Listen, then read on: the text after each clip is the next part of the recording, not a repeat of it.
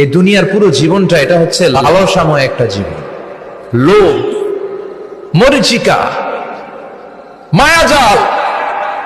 এই মায়াজালে আমরা আটকে আছি, ফলে মৃত্যুর কথা আমরা ভুলে গিয়েছি।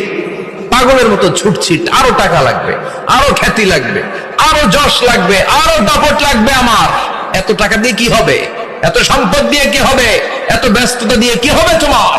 স্টপ, থামুন, অনেক হয়েছে। আম্মা থামুন, take a rest and think about death. Think that you have to go back to your Lord. একটু বসেন না, একটু ভাবেন যে আমাকে চলে যেতে হবে, চলে যেতে হবে। এই কোলাহল, এই ব্যস্ততা, এগুলো থাকবে, থাকবো না আমি।